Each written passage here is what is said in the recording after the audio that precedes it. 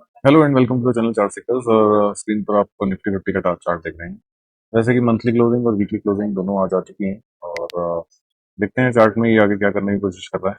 और जैसे कि हमारा जो टेक है मंथली टाइम फ्रेम के हिसाब से कि ये इसको एबीसी लगाने चाहिए। बट एज ऑफ नाउ ये डेली और वीकली के सपोर्ट पर खड़ा है। नीचे के लेवल लगते हैं या नहीं लगते ये आगे हम चार्ट में टेक्निकल एनालिसिस के थ्रू कोशिश करें। तो as of now MACD open कर लेते हैं मोमेंटम के लिए। अगेन मोमेंटम वीक होना स्टार्ट नहीं हुआ, जो हमें ये इंडिकेट कर रहा है as per the monthly chart की जब तक मंथ के केस में इसके हाई के ऊपर एक क्लोजिंग नहीं आती मोमेंटम वीक होना स्टार्ट नहीं होगा। और ये आपका साइडवेज मूवमेंट जो है ये कंटिन्यू रखेगा।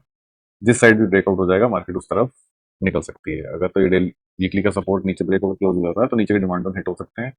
अदरवाइज ये इसके ऊपर क्लोजिंग आ गई तो ऊपर के और जो हमारे पास लगे हुए टारगेट्स ऊपर के सप्लाई जोन हैं वो हिट हो सकते हैं। As of now monthly time frame का एक बहुत बड़ा टाइम फ्रेम है और इसमें बनने में थोड़ा टाइम लेता है। लेकिन अगेन वॉल्यूम एक बार ओपन कर लेते हैं कि वॉल्यूम ने क्या किया। वॉल्यूम अगर आप देखोगे तो अगेन मार्केट जो है मंथली टाइम फ्रेम में डिसाइड नहीं कर पाई कि मुझे किस तरफ जाना है। लेकिन रेड वॉल्यूम में ग्रीन वॉल्यूम से डाउन है, इसका मतलब इस कैंडल में जो है वो बाय और सेल दोनों हुआ है। लेकिन सेलर जो है वो ज्यादा कंट्रोल में रहे हैं जिसकी वजह से ये रेड कैंडल बनी है। नेक्स्ट मंथ में इसके नीचे अगर मंथली क्लोजिंग अगर इसके नीचे आ जाती हो तो नीचे के लेवल जो है वो अगेन ओपन हो जाएंगे। बट एज ऑफ नाउ ये डेली और वीकली के सपोर्ट पर खड़ा है तो हम छोटे टाइम फ्रेम में कोशिश करते हैं इसको देखने की ये क्या कर रहा है। छोटे टाइम फ्रेम में अगेन अगर मैं वॉल्यूम की बात करूं तो इस कैंडल में बाइंग प्रीवियस कैंडल के ऊपर है तो इस कैंडल में बाइंग हुई है और मंथली कैंडल में सेलिंग। तो जो ये इंडिकेट कर रहा है कि मार्केट जो है वो सपोर्ट वन और वीकली रेजिस्टेंस के बीच में साइडवेज मूवमेंट करती रहेगी। बड़ा टाइम फ्रेम जो भी हमारे को यही बोल रहा है। तो ये हमारी पिछली वीडियोस में भी हम काफी डिस्कस कर चुके हैं कि ये नीचे से जब ऊपर चला है तो वीकली रेजिस्टेंस और डेली सपोर्ट वन के बीच में या डेली सपोर्ट टू और वीकली सपोर्ट के बीच में साइडवेज मूवमेंट कर सकता है। मार्केट ऑलमोस्ट वैसे ही चल रही है। तो अगेन इसमें जो वॉल्यूम आया है वीकली में नो डाउट कैंडल रेड है लेकिन वॉल्यूम बाइंग का है वीकली में। तो डेली टाइम फ्रेम में चलते हैं आगे क्या कोशिश करते हैं उसको उसमें क्या करने की कोशिश करते हैं। डेली टाइम फ्रेम में अगर हम वेव्स मार्क करें तो अगेन ये पीछे से ए वेव है और ये बी वेव है और ये आगे सी लगनी चाहिए थी लेकिन सी में ये फास्ट नहीं है, इसने एबीसी का क्राइटेरिया कंप्लीट कर लिया है।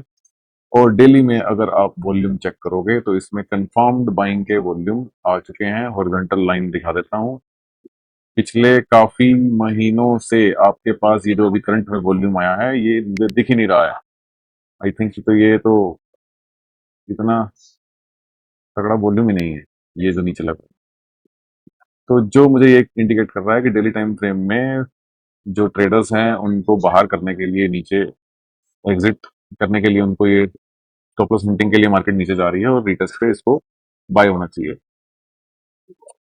ये लो जब तक होल्ड है मार्केट जो है आपकी रिटेस्ट पर ऊपर निकलनी चाहिए as per the daily volume. इससे और एक छोटे टाइम फ्रेम में हम कोशिश करते हैं कि इसमें क्या करने की कोशिश कर रहा है। इसमें भी अगेन 4 आवर में अगर आप चेक करोगे तो वॉल्यूम जबरदस्त आया है और ये बाइंग का वॉल्यूम है क्योंकि पिछली जितनी भी कैंडल्स हैं वो इसके ऊपर का वॉल्यूम है जिसमें एज पर द वॉल्यूम जो मुझे दिख रहा है कि ये रिटेस्ट पे बाय निकल जाएगा और यहाँ पर 2-3 दिन रेंज करने के लिए करेगा और उसके बाद निकलना चाहिए। और जैसे कि हमने लास्ट वीडियो में भी डिस्कस किया था कि इसको छोटे टाइम फ्रेम में एबीसी करना चाहिए, ए बी और ये सी निकलना चाहिए ऊपर। सी अगेन ये फास्ट नहीं थी जिसकी वजह से कि आपका हाई नहीं ब्रेक कर पाया और इसने यहाँ से रेजिस्टेंस से अगेन अगर आप फिब लगाओगे तो लेवल वहीं से गया है। यहाँ से यहाँ फिब लगेगी तो ये 50 और 618 के एरिया से ही गया है, राइट। तो लेकिन ये 618 के ऊपर की क्लोजिंग है। अगर आप चेक करेंगे तो 618 के ऊपर क्लोजिंग है जिसकी वजह से हम इसको रिटेस्ट पे एक बार ऊपर के लेवल्स रखते हुए देखेंगे। और वॉल्यूम भी हमें हमारे मेथड को सपोर्ट कर रहा है। हमारे पास नेक्स्ट वीक में 2 सिनेरियो बन सकते हैं।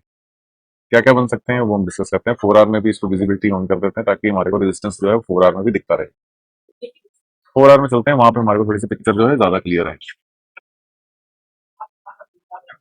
नीचे से जो आपकी ये वेव लगी थी सिंगल वेव उसकी जो करेक्शन थी वो हमारे पास हो चुकी है।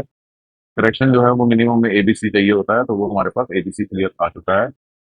करंट 4 ईयर करंट में इसमें जो प्रीवियस जो हमारे पास सप्लाई पड़ी है ये और ये इसके ऊपर हमें क्लोजिंग दे दी है। इवन जो इसके ऊपर भी जो सप्लाई पड़ी थी ये वाली इसके ऊपर भी हमें जो है वो क्लोजिंग दे रही है जो इंडिकेशन दे रही है कि मार्केट जो है बाय ऑन डिप पर होनी चाहिए नेक्स्ट वीक में। लेकिन एज ऑफ नाउ रिटेलर को फंसाने के लिए ये अगेन नीचे के लेवल को दिखाया गया है, बट वॉल्यूम और हमारा वेव मेथड हमें बोल रहा है कि ये रिटेस्ट पे बाय होना चाहिए।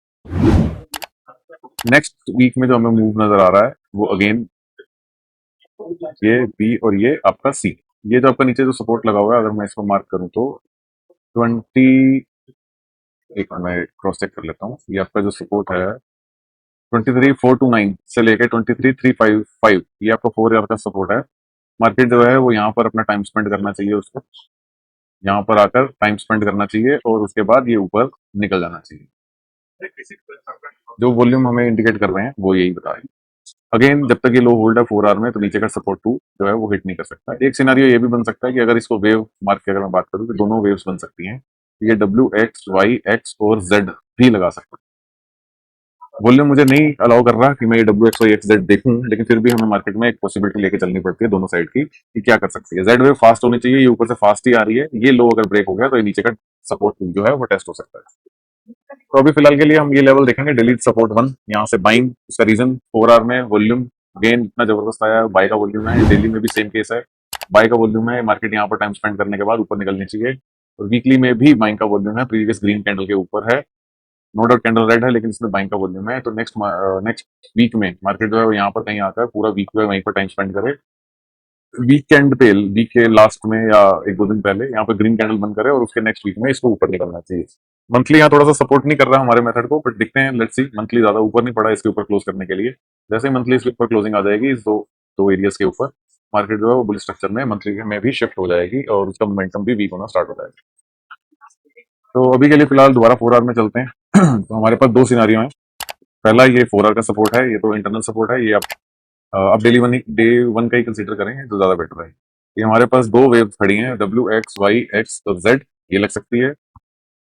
या फिर हमारे पास ये ए खड़ा है, ऑलरेडी बी में टाइम लेना चाहिए था, वो उसने ले लिया है रीटेस्ट पे और आगे ये निकलना चाहिए और इस बार रेजिस्टेंस को ब्रेक करना चाहिए इसको, as per the wave method.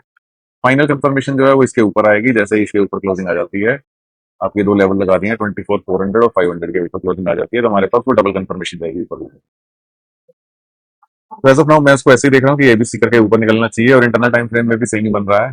ये बी और ये सी बन चुका है, तो अभी हमारे पास ये कंप्लीट ए वेव है इंटरनल टाइम फ्रेम में। ये बी और ये सी निकलना चाहिए। अगर ये सपोर्ट ब्रेक हो जाता है तो डेली सपोर्ट 2 पे आ। दैट्स इट गाइस, यही था टेक्निकल एनालिसिस। मिलते हैं next week. Thank you, thanks for watching.